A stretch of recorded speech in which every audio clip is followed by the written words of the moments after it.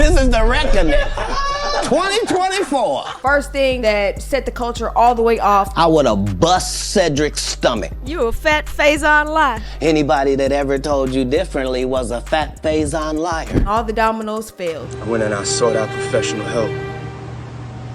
Negro, please. Did he do it? Did he not do it? Having 30 accusers after giving Cassie $30 million, I don't know, that sounds a little bit like a coincidence. I'm suspicious by nature also. If one person said it, I'm going to take that in consideration as well. Your legacy is not legacy, okay? In fact, it's swirling around somewhere in somebody's C-block toilet. Jay-Z said, I don't know him. I'm an innocent bystander. I dare one of you niggas scream out no Diddy. Your daddy don't even want to hear it. He tried to talk to you from the jail cell telling you to stay on course, stay focused on target, but you can't even do that because you want to be such a struggle rapper so bad. Drake versus Kendrick. My favorite part about the battle was the album we got after it from Kendrick. The lyricism. The reaction to it. I thought there would have been a world where Drake would have, released the album also. Like, if he was, gonna be not a sore loser. He dropped 100 gigs of music. 100 gigs of we don't care. Yeah, that's whack. 100 gigs of stay in the storage. Shit is whack. I can't get jiggy with this shit. Welcome to another episode of Music for Breakfast. This is the most important meal you'll ever hear. I am your host, Octavia March, alongside my music friends. Chip. Jay Manning, School of Ill. What's up? It's Kia, aka KC. What's going on? It's your girl, Ro. Be sure to hit that like button and subscribe if you haven't already. I just want to say thank you and give a big shout out to Big Kish at Big Kish for reacting to our video and sending all these great people over to our channel. We appreciate y'all. We thank y'all, man, for vibing with us. We appreciate you. Thank you for all your subscribers and people that came through, checking us out, vibing with us. I definitely got to send a shout out to everybody in the comments because, man, I was scrolling for a good 45 minutes the other day. Like, who said what? Hold on. And they was coming at our head for forgetting Section 80. And I don't know how all of us didn't collectively speak up for Section 80. All of us. I don't even know how. And I'm looking at the catalog. I'm looking at his catalog. I don't even know why I didn't even think about it. You get caught in the moment and things do slip. But, man, I have to say I was a day one. My first song I ever heard from Kendrick was High Power. And then I seen him perform here in Atlanta at the Loft. And if anybody knows anything about the Loft, that's less than 1,000 people capacity. So he remembers too. Huh? He remembers that love too. Every time he comes to Atlanta, he always show love. It was crazy because I thought I was a fan at the time. And then it was a whole collective of backpack little 5 Points folks that was down there. And they knew every word, word for word, chanting, singing it like we do today. So I was like, man, he about to be big. Those two albums were actually how I was introduced to Kendrick. Just a song or two here and there. And then I just kind of, got involved in the project. So yeah, y'all right. My bad, yo. Section 80 for surely is on the Players mess up. Yeah, Players mess up too.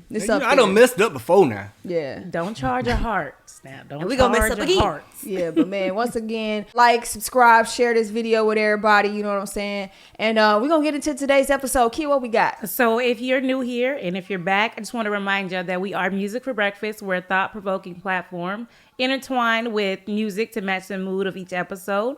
We have conversation that is all opinion-based, but rest assured, we are showing up with the facts every episode. And today we're talking about the leftovers in 2024. We're talking about Katt Williams, VP Kamala Harris, the Olympics, even Diddy. Tay has a top 5 music to match the vibes. So that's how we're going to get down right here on Music for Breakfast. Or shall I say, this is Music for Breakfast.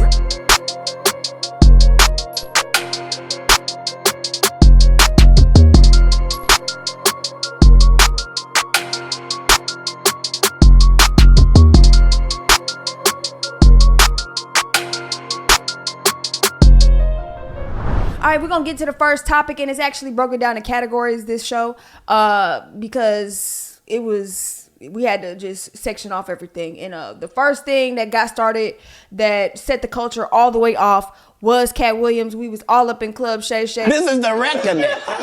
2024. So NFL Hall of Famer Shannon Sharpe brought on Katt Williams onto his Club Shay Shay show just 3 days into 2024. In this interview that he sat down with Katt Williams threw shots at a lot of people. Kevin Hart, Steve Harvey, Cedric the Entertainer, Ricky Smiley. Him and Tyler Perry can't play a man to save their life. Just a lot more. He was throwing shots, throwing shade. He also said that he wrote this out this way. He wrote it out to kill the careers of people that he was talking about. When I wrote it out to kill the careers of the people I was talking about, right? But it was so vicious that I erased all of the knockout blows and just left the jabs so that the comic I'm talking about knows that I know your real story, motherfucker. I'm gonna tell this, but you know what else I know. And recently, Shannon Sharpe teased on his show that he has with Ocho Cinco, Nightcap, that he was going to possibly be bringing Katt Williams back at the top of 2025 for another interview. And he just used jabs instead of throwing that haymaker. He could have, I'm assuming, he could have ended careers. There's a possibility that you might hear the haymakers very, very soon. Uh-oh. What were some of y'all favorite Katt Williams moments? I was actually, he was funny majority of the time, but I was actually very interested in just him as an individual. I didn't know a lot of things about him. I knew, like, in the industry, everybody would say, oh, he's a good guy or he does well by people. But to hear that he's adopted, like, he had 7 kids or he adopted more kids than he actually has. You adopted 7 kids. Why? My whole life, since I was telling you when I was young and they was asking me what I wanted to be, and nothing I wanted to be was what I wanted to be, God's friend. I was like, dang. His character jumped into play, like, on the show and even residually after that. Like, you kept on hearing people pop out and say, oh, he did this for me, or he gave me $10,000 and I ain't even seen him since. Like, yeah, like Miss Pat, like she was saying when she lost her dad, Katt Williams gave her the money to bury her daddy. And she didn't ask for it. He didn't want it back. Just, you know. Katt come in and I'm excited. I don't want to show my excitement because I don't really know Katt Williams. And he introduced himself when we talking, and he overhear me on the phone. And I'm trying to get my brothers and sisters that my daddy just died. He said, what you doing? I say, my daddy died. He said, your daddy died? I said, yeah, he died Monday. I said, I'm just trying to, do his funeral. Do you mind? And he said, no, I don't mind. He went behind the door and came back with a stack of money. And I said, what is this? He said, go bury your daddy and come back. He's just a good dude. So I think that really stood out too. And I really appreciated the love for Bernie. I'm from Chicago, so I love Bernie Mac. That man was funnier than all of y'all, and y'all thought y'all had one over on him. You thought he was black and ugly, and you were good looking, and he couldn't make it because you did. And that ain't the way comedy works. The king is the funniest. I thought that was important as well as, saying all the mess he was talking, he still showed love. You definitely learned a lot about Katt during that time, and he just set it off ablaze because he had no holds barred. Like, he was going at it, like, even with the Cedric Entertainer when he said he's gonna bust Cedric's stomach. I would have bust Cedric's stomach. And I'm just like, oh my gosh, moment after moment. He talking about Steve had a wig on, And then he gets this high top fade, making all black men think he got the best lineup in the business. And it's a man unit. You a fat Faison lie. I only put on comedians that are funnier than me. Anybody that ever told you differently was a fat Faison liar. What was he saying? That all the comedians have a light-skinned, funny-faced wife? If you sign up for their program, you get a light-skinned, weird-faced wife. Oh, I look real hard. Everybody was just like, whoa. And then when he said thing about Diddy. I've had to turn down $50 million 4 times. 4 times. Just to protect my integrity and that virgin hole I was telling you about. Right. Because P. Diddy be wanting the body. And you gotta tell him no. You know what I'm saying? And then next thing you know, bow, bow, bow. And all the big dick deviants is gonna go down this year. You said the big dick deviants? Yeah, he said that. Period. All of these big dick deviants is all catching hell in 2024. It's up for all of them. It don't matter if you Diddy or whoever you is. TG Jakes, any of them. All lies will be exposed. That's all. I missed that part. That's what Katt said. Hey, with the big dick deviants. Like, I know. That's what he said. Yeah. I just wasn't expecting you to say that. Well, you were thinking it. Yeah, well, you said it. Yes. Man, so let us know what y'all favorite Katt moment was in the chat, man, because he had a lot to say.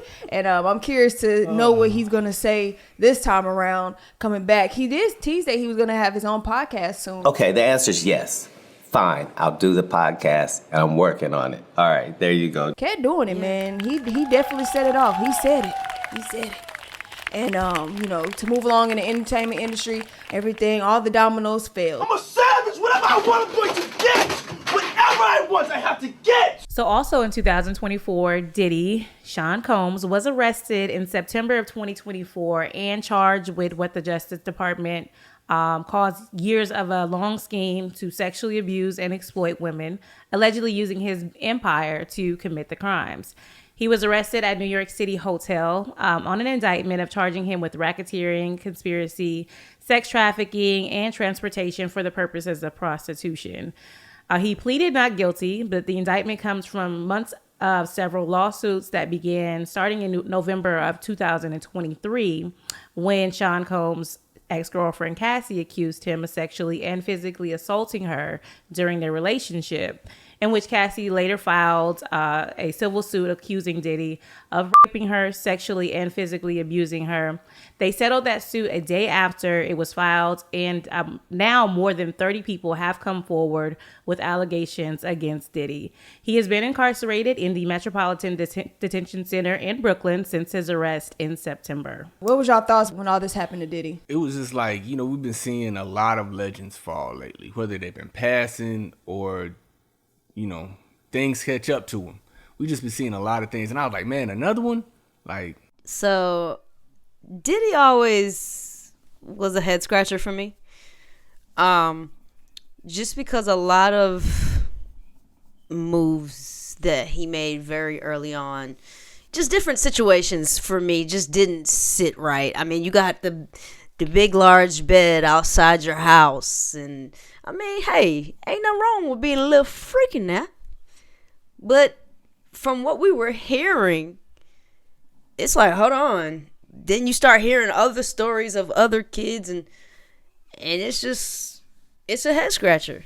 But furthermore, I mean, when the Cassie tapes came out, it was like, all right, all that other stuff, that's speculative. I don't know. I wasn't there. But I'm watching this now on CNN. It's saying a lot, 30 accusers it's a lot, and it's funny because in the industry they will make jokes like about Diddy's parties and say no to Diddy, those are jokes in the industry. But like when people are actually coming forward saying that they've been abused by him, you have to pay attention to that. And like you said, Ro, I'm suspicious by nature also. If one person said it, I'm going to take that in consideration as well. Like you also have to consider the person that's crime victim. Right. And just to play devil's advocate off of that, because I'm not here to support Puff or anything that he may have done that's wrong out here in the world, because like I said, bad things always catch up with you. But having 30 accusers after giving Cassie $30 million, I don't know, that sounds a little bit like a coincidence. You got security guards, grown-ass men that are like 250, 60 pounds saying they were held down and taken advantage of. But it's all anonymously because they ain't going to come out and say their name. My thing is, if you going to accuse somebody of such a heinous act, you got to be able to stand there and on your name to do that. You can't just do it anonymously. That's too much power. There's been rumors in the industry for years and on the internet for years about Sean Combs.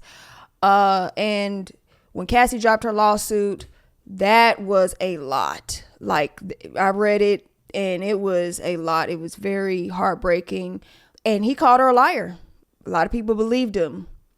And then when the tape dropped, it was just like, oh, wait a second. How y'all get that? You know, and then he had to come back and apologize, and that apology was not convincing. I take full responsibility for my actions in that video. I'm disgusted. I was disgusted then when I did it. I'm disgusted now. I went and I sought out professional help. I had to go into therapy, and go into rehab. Had to ask God for his mercy and grace. It was whack. I mean, he didn't mean it, of course, because he tried to block and say it didn't happen all the way up until the tape came out. But my thing is, how did the tape come out? The tape came out after his house got raided. So then they put out the tape just to make him look bad in public. And it's like, I don't like those type of games. You know what I mean? They play, because he can't even be charged for what he did then. It'd have been different if somebody like the manager at the hotel or anybody during that process would have spoke up and did something that may have could have helped her. But when you're coming back, 20 years later, and you're leaking it only to try to harm him, not to try to help her. She's already won her case. Everything's already said and done. But it just felt disingenuous. I don't know how that tape leaked. And I know how other people's name got taken off some of them documents too. Like for the original case and all that, when you have some of them high power record executives on there and then all of a sudden they're not on there. How did it get taken off? They reissued the documents. They refiled the court case after the raid. What do you guys think happened? You know, what was your feelings on when Diddy went down and that he couldn't get bail? Because he been trying to get bail. Boy, tried 4 times. 4 times. Yeah. It ain't happening. And he gave up. They said bye, Sean. Have y'all seen any of the crazy videos? Because you can never really know what's real, with AI and everything now. But like, have y'all seen some of these grainy videos from these parties with like Justin Bieber and Odell Beckham Jr. and like, because Puff raised Justin Bieber for like a couple years, and same thing to Usher. Usher found Justin Bieber, sent him to Puff. Like, what's like that inside of thing? I think there's definitely something going on with all of that stuff. I know that Justin Bieber been through a lot. It was hard for me being that young and being in the industry and not knowing where to turn, and everyone, telling me they love me and, just turn their back on you in a second. I feel like as time goes on, a lot of things will be revealed that the public was never, privy to, and it'll explain a lot. I feel like there are people, though, that were in the rooms. I know for a fact, just even working in the industry, that there were people in those rooms when that abuse was happening. Working in radio, I've heard stories that prior to Cassie even, going through the civil lawsuit, I've heard stories about Cassie and the abuse between her and Diddy that was from somebody who was in the same room. And so I think about that, and I think about how small and intimate that situation was. And then I'm like, dang, the degrees of separation for something like that to have taken place. And I'm just hearing it as a bystander. There has to have been way more people, like you said, Jay, who are taking their names off of that document and things like that and saying I wasn't there or no, it wasn't me. Because, they could easily be witnesses or easily, fall into it with him. Yeah, man. Well, Jay-Z definitely trying to distance himself, because Jay-Z came out this year and said, don't come over here with that. Jay-Z said, Sean Combs and what's the name? I don't know you, boy. Hit her with the smoky. Come on now. If you a businessman, you're going to disassociate yourself away from that, far away from that, because you don't want nothing to do with that tarnishing your brand. So, I get it, but at the same time, ain't no internet scrubbers in the world gonna help get rid of all them IMDb and Getty pictures of you and Sean. And it's interesting that the lawyer said that they're not friends. That Jay-Z and Sean Combs are not friends. So what do you call Not that friends. then? I mean, it'll be interesting to see his spin on it, how he proves that, but unless you go and delete the internets. Just because you cool with somebody don't mean that you did dirt with them. For that long? you have all these different partnerships for a span of like decades. And that's not your friend. Like, oh yeah, that's far. I feel like that's a lie. That's just the lawyer talking. Ain't that your friend? Ain't that your friend? Ain't that your friend? Jay-Z said, I don't know him. I'm an innocent bystander. I'm sorry, I don't know this man. Jay-Z said, I am legally blind. I'm legally blind. P.O.P. Oh my hold God. it down. P.O.P. hold it down. Another one holding it down is Tory Lanez. You have a prepaid call from Tory. Tory Lanez is making records from the jail. Yes, they are called prison series. Man, that's amazing, dog. Like, I don't care if you're a Tory fan or not. Like, if you disagree with everything he does, like the will to do that and to put it out and it to be quality, like so far as the recording, the sound quality, that's to me, that's amazing. That shows how good technology has gotten over the last couple of years. Because I remember when Usher had a song, they put Shine on a remix and he called in from jail. And that stuff sounded like crap. You heard the all on it and the rattle from people in the background. Tory Lanez is like, that stuff sounds like he almost recorded it in the studio. Yeah. I said this a few pods ago, maybe a couple years ago. Tory Lanez he's got some skill. He has some talent all the way from prison, Tay. He's still talented and an abuser. You need to talentedly leave Megan alone. He's a talented abuser. Everybody got their flaws. You need to talentedly leave Megan Thee Stallion alone. He does. I don't want to hear nothing else in the media about him, coming after her in any kind of way. Yo, but didn't she file like an injunction or restraining order? She was like, but one of the complaints was that he released because he's allegedly paying people to harass her. Yeah. Third-party harassment. One of them was like filing a petition in the court, though, like as she was about to drop her doc on Amazon. And I'm like, yeah, filing a court case, that's not really coming at you. But it was a couple different things that was listed in the complaint. Well, another complaint, we're going to get into the relationship portion of 2024. Remy and Pap, they have been complaining about each other, and it's been going down. One morning we all woke up and we just saw Remy just letting it all out. It came out of nowhere. It came out of complete left field. To me, maybe. I don't know. Maybe. We woke up one morning and was like, I know. Remy said, what? Pap not what? Oh, Lord. Clarissa Shields. How much money would it take for you to jump in the ring with Remy Ma? The girl leaked my number. She leaked your number? Oh, my God. What? Your actual telephone number? Yeah. Oh, my God. So, at this point, you can give me $1 and I'll put my hands on it. Did y'all see the battle rap that Remy was judging? And then the dude was rapping about Papoose to her? This ain't no regular female, my nigga. That's his wife. Knocking you out compared to what he could have did to you. Nigga, that was light. And you ain't off the hook either. And you ain't off the hook either. She kept a straight face like, I don't know who he's talking about. Ooh, she did. If you gon' cheat, at least cheat with a nigga that can fight. Nigga, you know this ain't right. I was afraid for a few minutes because I thought she was going to haul off and Nah, she kept a straight. I mean, that's battle rap though. They be going But I think she was just there to judge. Wasn't she there to judge? And he was supposed to be battling somebody else? It don't matter though. It goes down in battle raps. That's why Drake needs to take a class on battle rapping. That's a fact. Drake needs to take a class on battle rapping. He used to say that was his favorite genre. He could have fooled me because he talking about, I don't want to rap with you anymore. You're just telling lies. You definitely got this shit burnt the fuck out though. Like, what? Where's my lawyer? Mind, body, I'm gonna and call soul. the cops on you. Defamation. Nigga. You don't. It's no set time he to. He clowned you. Yeah, like you've been dissed. There's no rules to it. You can't say I'm tired of battling you, so it's over. It doesn't work like that. So Drake. I'm done. Come on, Aubrey. This is an exercise. Pedophile.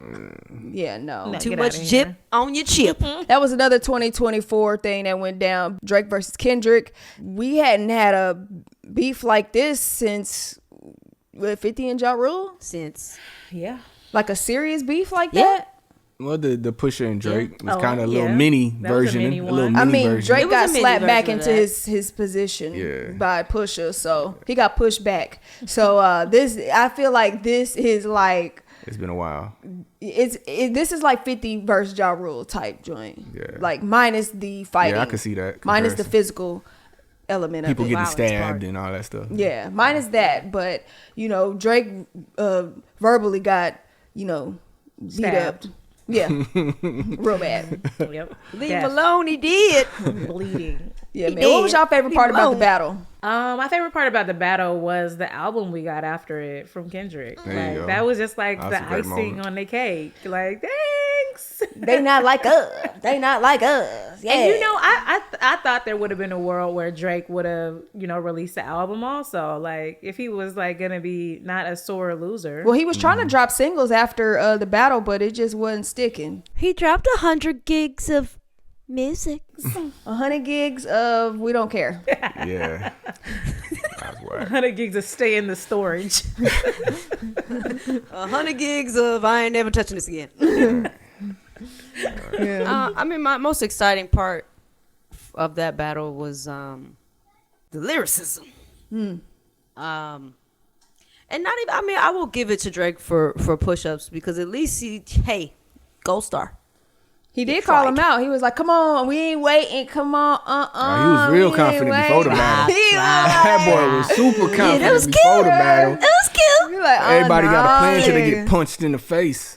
Man, for me, I had to echo the lyricism a little bit, but the reaction to it, like how people were just online digging and searching for the gems, and then we were getting the gems in print form, and it was just so many details that were caught up in that. It was amazing. And then it was just like everybody falling in love with lyrics again. It was real cool. Yeah, and then it was like real time, like I really loved that. Like it was almost like stop what you doing when you we found stopped out. everything we was doing. I did. I literally pulled over. My mom was in the car like, what's going on? I'm like, Mom, I'll explain it later. We just need to listen to this real quick twice. And it was not like us. And I was like, oh my God. It was just the fact that they were doing this. It was real hip hop for me, like seeing it in real time. Yes. It was real artistry. I'm disappointed that Drake, wanted to be a sore loser about it because he did great. He did great, but up until he didn't. Great. I wouldn't say great, but he did good, but not good enough. Second round, he got that uppercut. I don't think that there was any other artist that could keep up like that with Kendrick. I don't think Drake couldn't keep up because you see he bowed out. He said, "I don't want to do this anymore." It could only be Drake, and he did. He couldn't keep up. Cry it out, but he was the only one that could kind of keep up. He had a cramp with Kendrick in that. I don't know about that, but I'll say I love the conversations. I love the conversations that I had. It was sparking so many new conversations, but I remember in particular. It was a couple people, I ain't even gonna name them, were saying, oh, Kendrick's stuff is cool, but it's kind of slow. It's just kind of slow. It's just slowed down. And then especially after, what was it, Meet the Grams that he dropped, the Make the Party Die, they were like, oh man, that's crazy. And then he dropped the banger. And then he did what everybody was like. The only complaints that you could hear from Drake fans was, oh, Kendrick's is kind of boring songs. And it was like weak complaints. And then he dropped Not Like Us, and I was like, y'all can't even say nothing. I ain't gonna lie though, my favorite record out of the battle was Euphoria. Man, when I say I love that song, man, the beat changed so many times, the flow switched, man. I was like, man, he was just like bing bop boom boom boom bop bang. Bam. You know what I'm saying? All through that record. I love Euphoria. I think 616 in LA was my favorite. That beat was phenomenal. Ooh. I'm mad he ain't put that on streaming. I What's like up Meet with the that? Grams. Can we get a petition going for that to go on streaming? That beat so cold, man. I love Al Green, man. I guess didn't he have like Drake's dad sample or something, like one of his uncles that played the guitar? Yes, one of his uncles or his dad. I don't know, but that song was fire though. I liked Meet the Grams. I was hearing some people say it was he sounded like Eminem or he sounded scary, or I'm like, that's the point. He's the boogeyman. The boogeyman. It was right in pocket. And Kia, what was your favorite record out the battle? Not Like Us. Okay. Yeah. That was just, it was what we came here for. Yeah, man. A lot of love in that battle, man, for Katt. But speaking of love, Nelly and Ashanti got back together and they had a beautiful bundle of joy.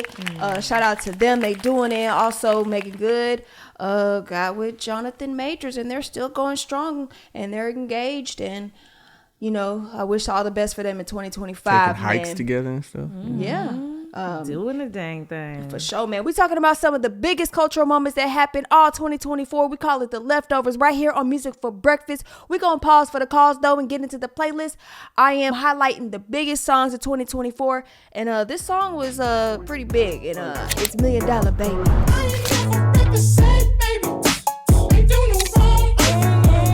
So this song became one of the longest running #1 songs on the TikTok Billboard Top 50 charts, staying at the top for 10 consecutive weeks in May of 2024. Complex called $1 Million Baby the song of the winter. Yeah, that was a pretty big song. I'm highlighting all the biggest songs of 2024. Let me know your favorite songs of 2024, man.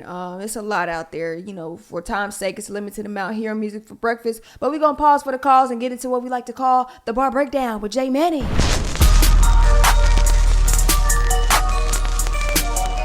That's right. The Bar Breakdown is reserved for lyricists only. It's meant to highlight some of the best lines in our favorite songs, detailing hidden messages and meanings, and just pretty much dope lines. For today's Bar Breakdown, I want to do it a little bit differently because I feel the battle was like the biggest bars in hip hop for 2024. So really, we don't need to go outside of the battle. We're going to keep it indoors. So I'm going to highlight some Kendrick lines and I'm going to highlight some Drake lines and maybe a little surprise too. But right now, I'm going to start here. So the first #1 I want to highlight, Tay, cue up BBL Drizzy by Metro Boomin.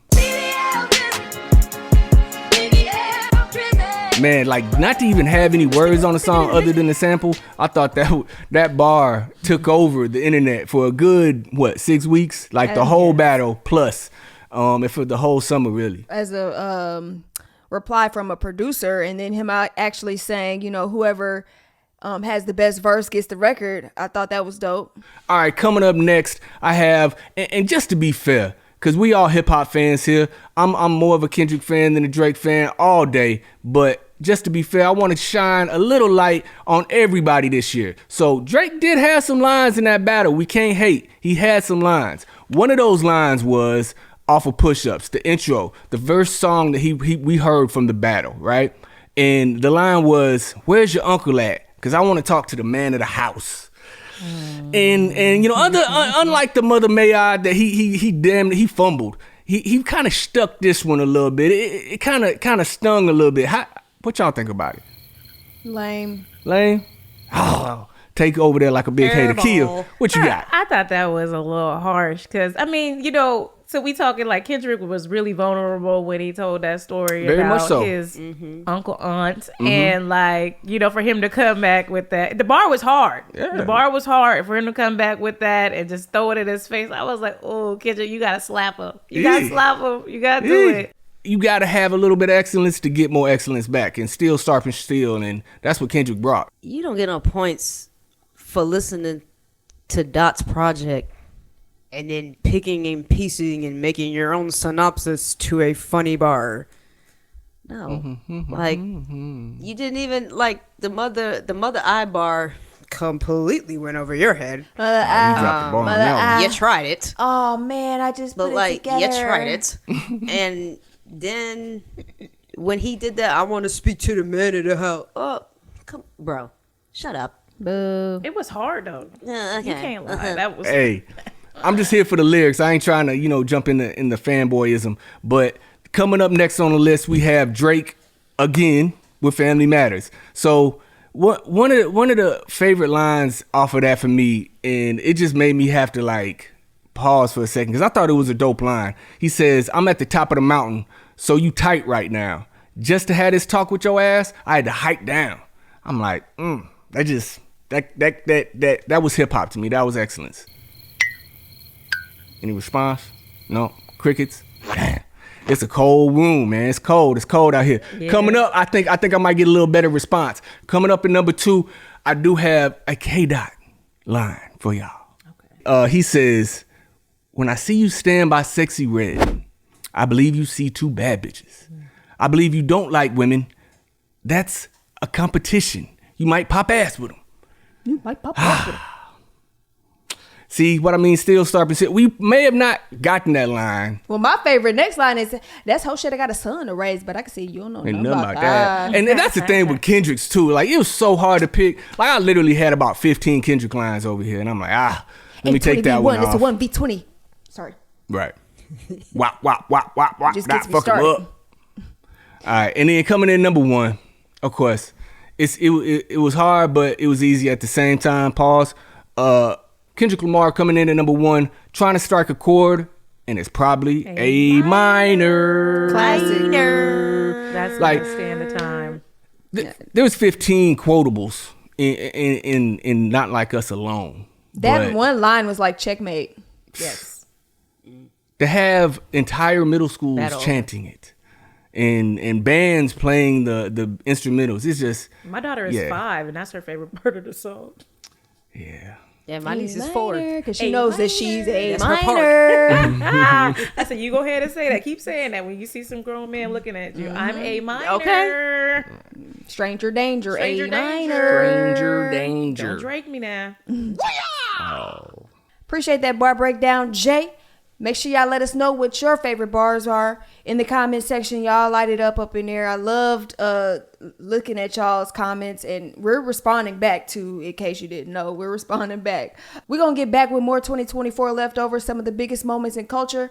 We're going to go to sports. That's the next category that we'll go into. A lot of things happened. First off, Snoop Dogg was all up in the Olympics, man, and I was so happy. I was here for it, man. Uncle Snoop.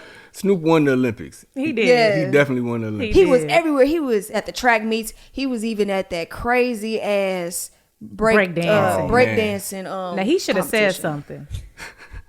He should have said something right then and there. Snoop should have walked his ass on that stage and said, "Stop this shit." Yeah. When that lady Where's came Kanye on, when you need it? when that lady came Stop on it. stage and was doing God knows what, I was like, "What is this? What am I Look watching? like a koala. I could go get a gold medal now. I'm sitting there like, what in the hell? I could get the medal now. Like, you done gave me a chance, girl.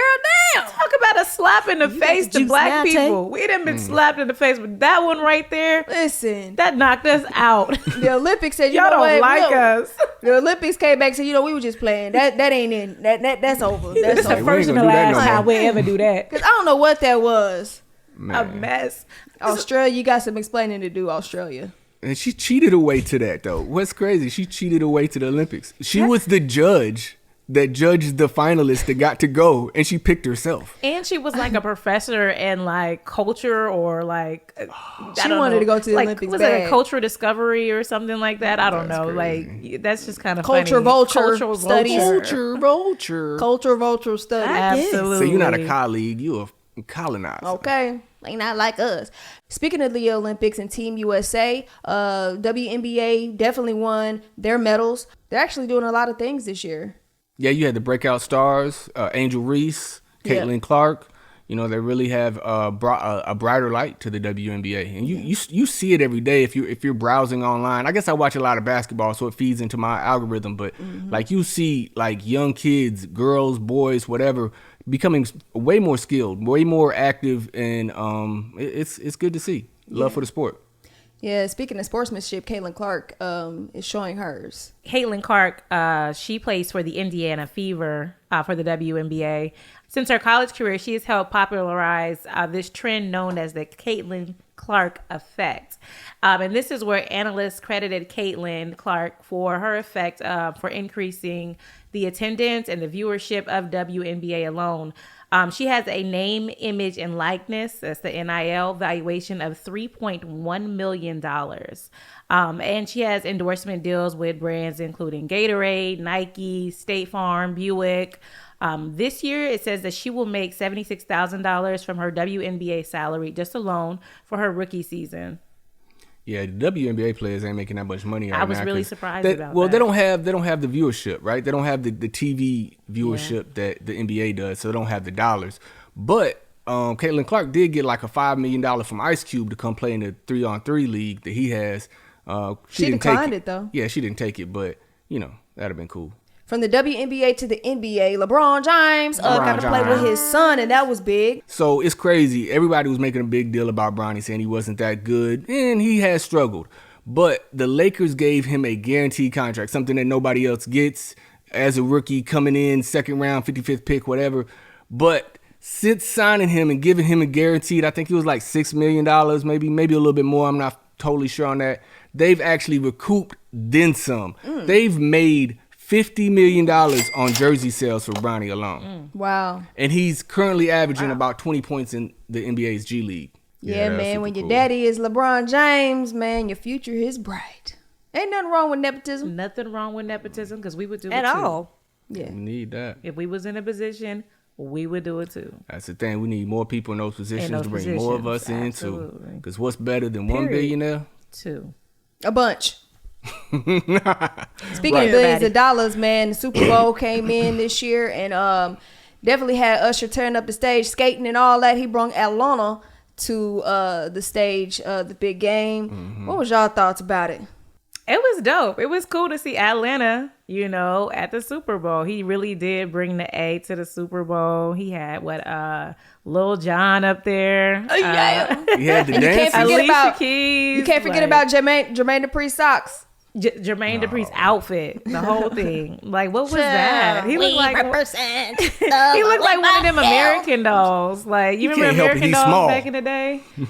He looked like one of them, like Annie, or like the somebody. leprechaun. A leprechaun too, yeah. He kind of look, yeah. No, he a looked good like sport a about it, though. bald Shout out to chocolate Jermaine leprechaun. Dupri, man. It was a cute outfit. All right, man. What was y'all favorite sports moments in 2024? Let us know in the comments, man. Let's get the conversation popping, man. We're going to get right back into the playlist. Number 4 song. We got Money Long because I couldn't go nowhere and not hear Twin. Where have you been? Twin, where have you been? Nobody knows me. So Made For Me is a song written by singer-songwriter Money Long. It was released in 2023 as the lead single from her 4th album, Revenge, which came out in 2024. It was written alongside producers Jermaine Dupri.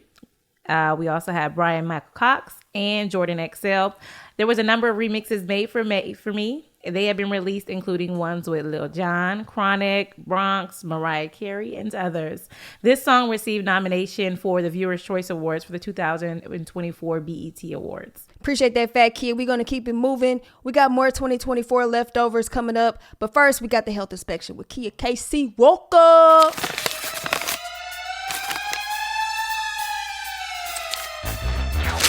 What's up? It's Kia KC Walker, and this is the health inspection. The health inspection is basically a check on the culture and giving you vital information about what's going on around you. First on the health inspection, we have President-elect Donald Trump, who has lied to us yet again. He admitted that lowering prices at the grocery store will actually be very hard to go back to normal after he repeatedly told us that if we voted for him, he would then lower the prices of groceries. Yes, if y'all voted for him, that he would lower groceries.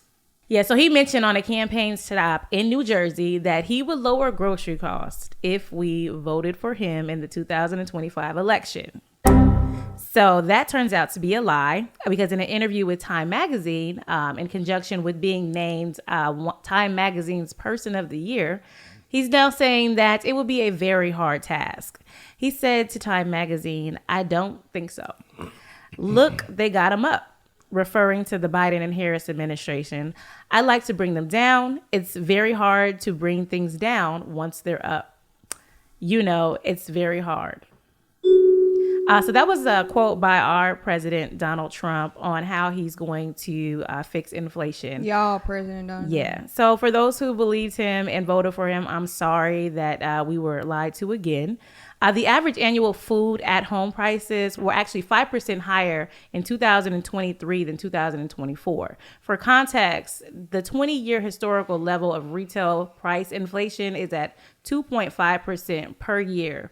Price growth slowed down in 2023 compared to 2022 when food at home prices rose by 11.4%. So, are you surprised? I'm surprised at how high the inflation is and how quickly it's gone up in just 2 years. Now, are you surprised about him saying that he could lower it and then coming back to say, I was just playing? Oh, no, I'm not surprised. He just, like he said, things go up and things go down.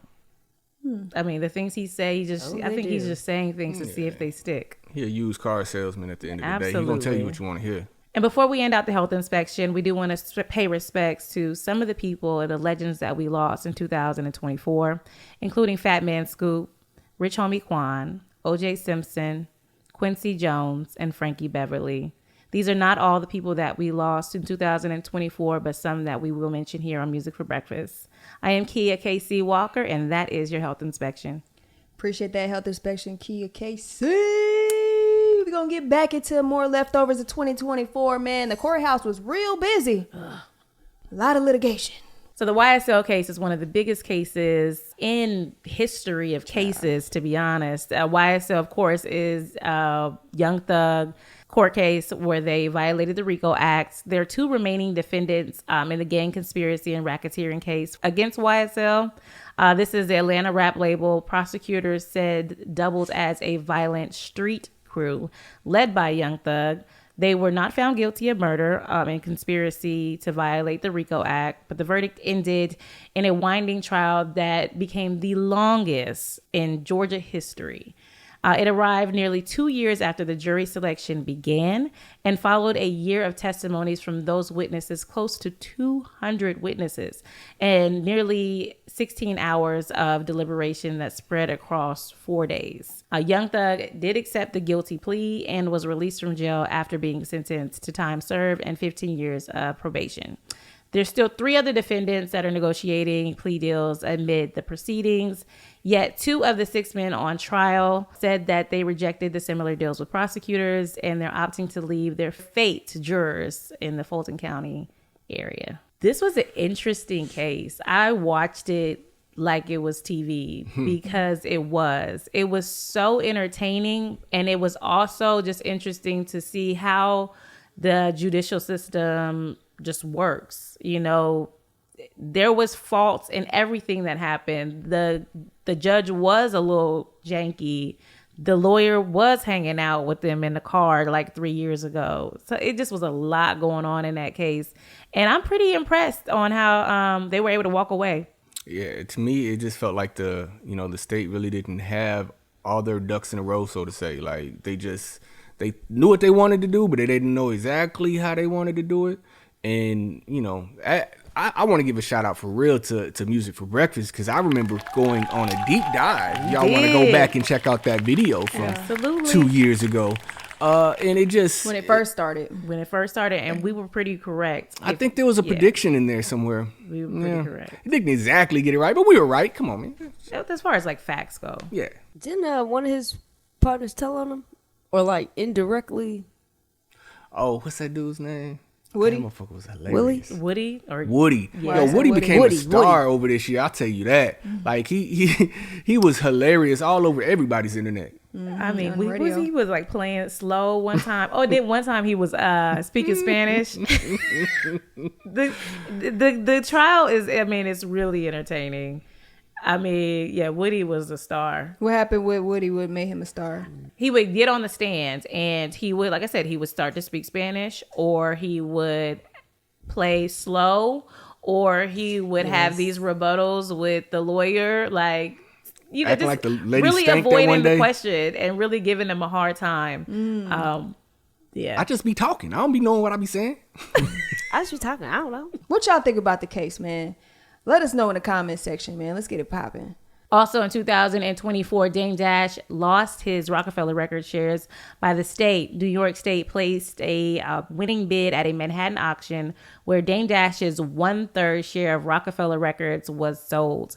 An anonymous rep from Albany entered the winning $1 million bid, with the 2 closest bids coming in at $250,000 and $223,000.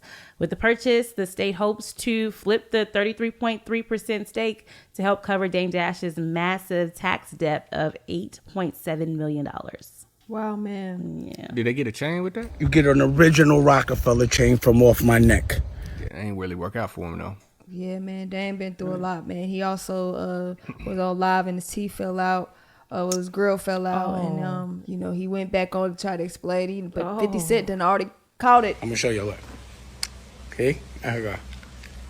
And 50 was at him. Hey, 50 there every day. If something happen, 50 gonna see it. I have to go get implants put in, so I have implants, and I got them 20 years ago, and every 20 years you got to switch them out. So I have to do a surgery, oral. So that's what happened to Prince. But, I thought it was hilarious. I ain't tried to edit it. I think it's good for jokes and shit. But yeah, they're not dentists, and I think it's hilarious. But anyway, what I think y'all need to do is download America New. He has his own network, America New. Y'all go check that out. I have downloaded that. Yeah, man. It has so a trip to Dame, him going to Jamaica on it. Yeah. Dame is comfortable. He has his family, and all the best to him. Speaking of litigation, man, politics 2024 was a lot, man. From the election, Kamala Harris, man, you can't call nobody. I mean, you can't call nobody. Like, it was massive text up until the election, and after that, radio silence. You only call on the Romy wrong when you need something. It was a very sad letdown.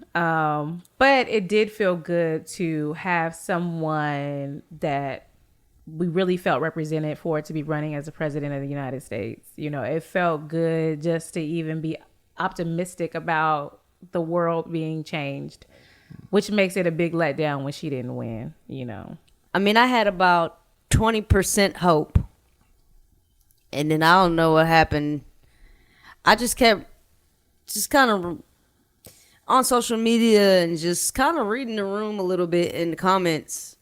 And it was just like a lot of things that people were saying, and some of his views they were for. And I mean, hey, if you get deported January 1, I guess.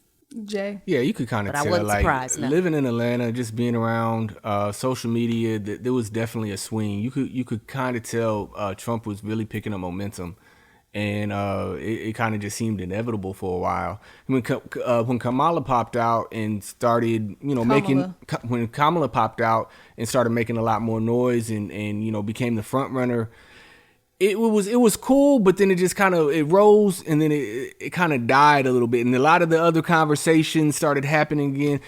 I don't know. I guess what I'm trying to say is I seen it coming. Like, I seen it coming, and yeah, I don't know. Politics is in the trash for me right now. It's just, it seems like a movie. It seems like we watching it on Mad TV. Let us know your thoughts about the election. That was one of the biggest things in politics that went on in 2024. Leave it in the comments. Let's talk about it. We're going to move on to the playlist number 3. Some of the biggest songs left over in 2024. We got TGIF, which is one still big today. It's 7 p.m. Friday. It's 95 degrees. Hey, I ain't got no... Like, Glorilla has been everywhere. The White House, you know what I'm saying? She was on CNN talking about, you know, at the end of the day gonna win. At the end of the day gotta win. You know, she has had a great year. She went on a tour with Megan Thee Stallion. Megan was on her first tour as well. And that was a good show. I went she to was go on Club see Shay Shay.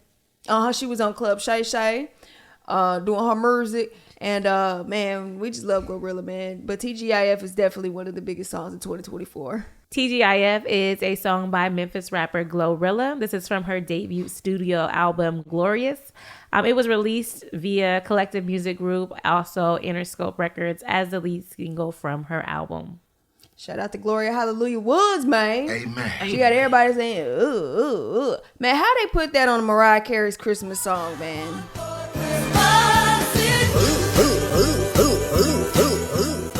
Don't be disrespecting Mariah Alizé Carey. All right, man. Appreciate that fat kid, man. But I think it's about time because Real got the smell. What y'all smoking on?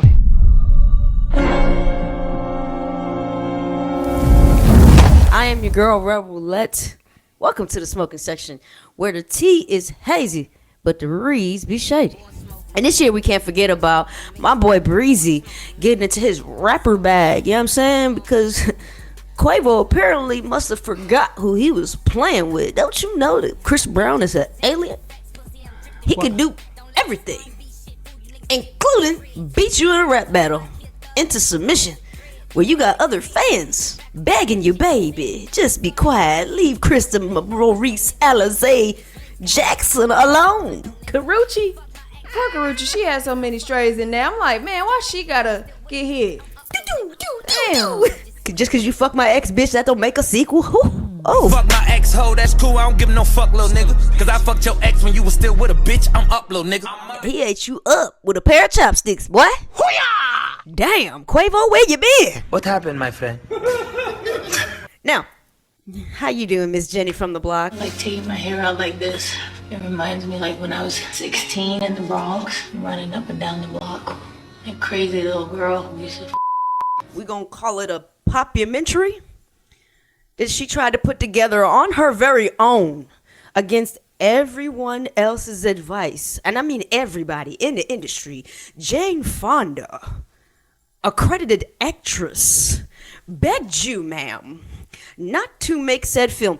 Your stressed out ex-husband, who makes me want to call my therapist, he begged you not to do this movie. You ignored him because you wanted to tell your vanity story. When sis said she wanted to make a new age Purple Rain Moonwalker, I gasped and clutched my pearls. Because, ma'am, what instrument do you play? What note are you? Ooh, no, sorry. That's Ashanti. Ja wrote the hook. I wrote the verses.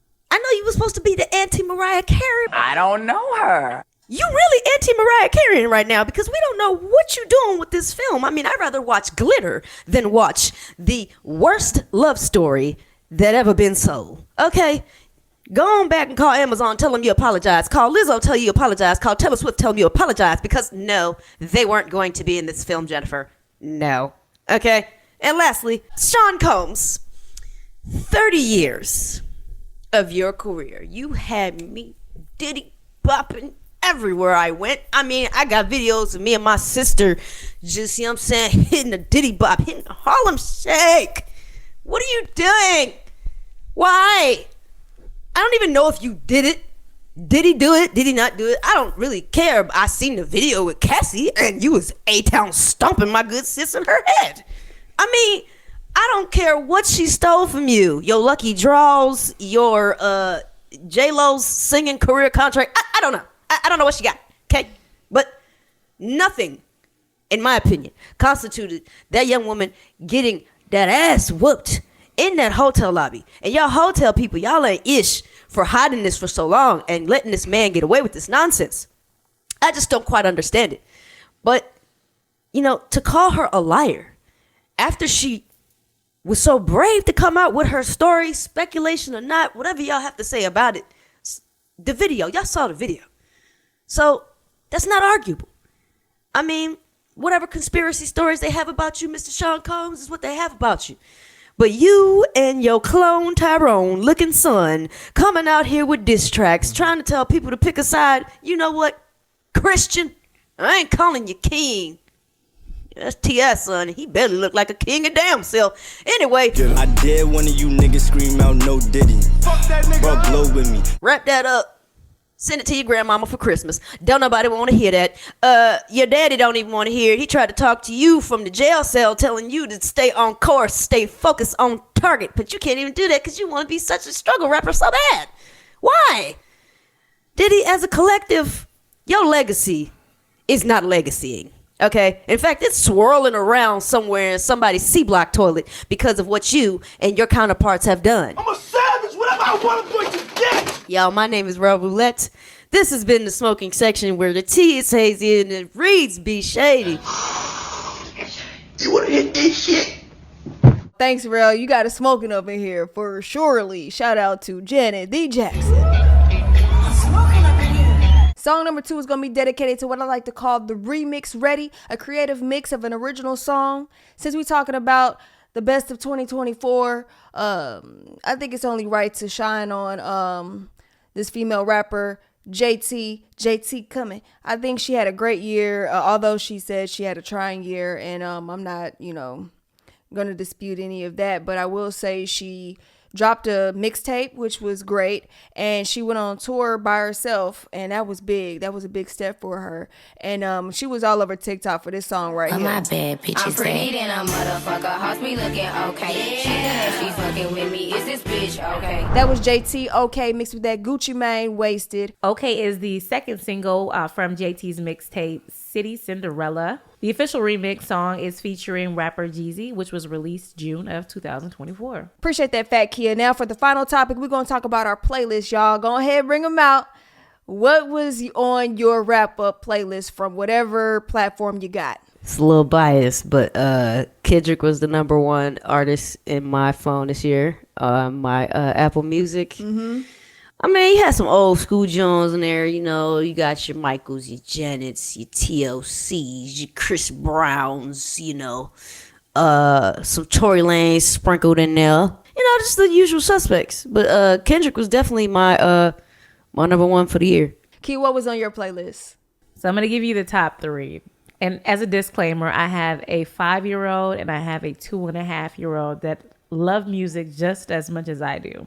That's my disclaimer. So number 1 is Smooth Criminal, Michael Jackson. Hey, but come on now. And my kids love Michael Jackson. I mean, they request the vinyl. But my number 2 is Not Like Us, Kendrick Lamar. And number Come on, 3, somebody. Number 3 was Lose Control by Teddy Swims.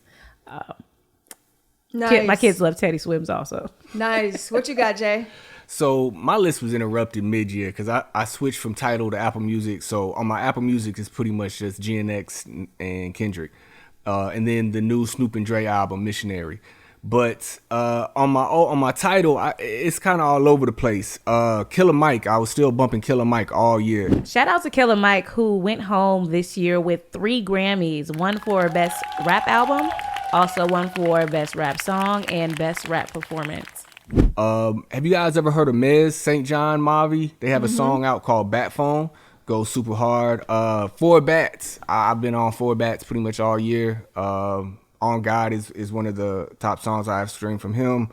Man, I'm all over the place. Manny Wells, Smino, Finesse 2 Times, Mozzie, WizKid, 21 Savage, a new artist I found called Young Yana, YUNGYANA.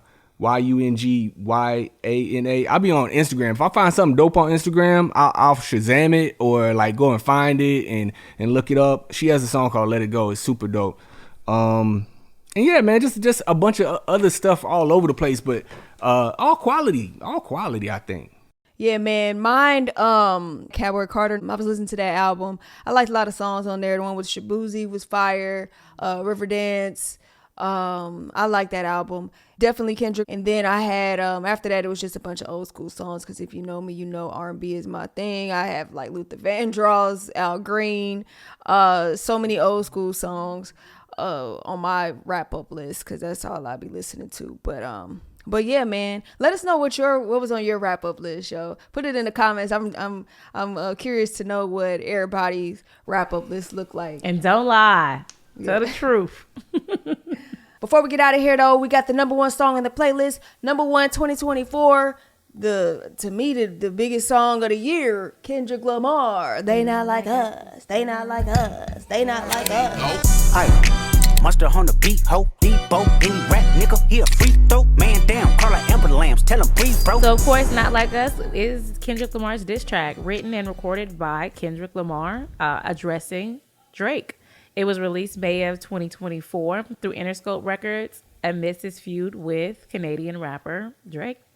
It is his 5th installment on his series of diss tracks directed at Drake, and it premiered less than 20 hours after his previous single, Meet the Grams, was released. That was the number 1 song on the playlist for the biggest songs of 2024. For the second time, we only got 5. Let us know what yours were, though, in the comments section. But before we get out of here, we got to say grace. Who's got grace? It's time to give thanks. Thank you. On Music for Breakfast. That's right. Before we close, we like to count the blessings. We call it grace. I want to give grace to everyone. We made it through 2024. For some, it was a crazy year. For some, it was a great year. For some, it was a bad year. But all in all, we all made it.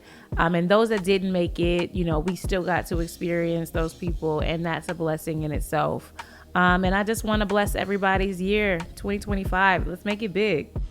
So during the holidays is usually not my favorite time of year. But it's personal stuff. But, I want to give grace to all of y'all, the viewers, people commenting, interacting with us during the holidays, during these times. We know the holidays can be tense, can be kind of, a little stressful. But, we trying to work through all of that. You know what I mean? I want to give a special anniversary shout out to my Uncle D. I actually lost him 2 years on this day. So during the holidays makes things a little dicey. But anybody that's lost anybody during the holidays, trying times, we totally understand. Keep your head up. You know what I'm saying? We support you. We behind you. But always keep that head up and keep smiling, keep shining, because they looking down on you. Yeah, definitely, man. I would definitely want to echo what Rel was saying and thank all the comments and people interacting and everything like that. But I do have to give a super big shout out to my little baby. You know, I became a daddy this year, and we leveled up and seen new floors and everything. So I want to give a big shout out to my little baby, holding it down at home, probably sleeping right about now. Yeah. Yeah, man, I just want to give all glory to God in Jesus' name. You know what I'm saying? I just want to thank everybody for being here, riding with us. We want to build community. We want to do some great things with this platform. Thank you to everybody. I just want to give grace there. So make sure y'all stay locked in. Because all 2025, we going to be up through there. Don't forget to hit that like button, subscribe to the channel, and hit that notification bell just for updates so you can stay ahead of the game. Also, this episode is available on our podcast, Music for Breakfast. That's Music IV Breakfast, wherever you stream all your podcasts. That's right. Leave us a 5-star rating if the show was a vibe, and make sure you share it with everyone you know so your favorite show can grow, baby. Special thanks to everybody listening right now. Thank you, Kid. Thank you, Jay Roulette. I am Octavia March, sending nothing but love to you. This is Music for Breakfast. And until next time, never forget what the homie Strick told Jay, who told us. Finish your breakfast. The kitchen is officially closed, and we out. We out. Peace. Bye-bye. That's the end. Want an extra serving of Music for Breakfast? Follow them on all social media platforms at Music for Breakfast.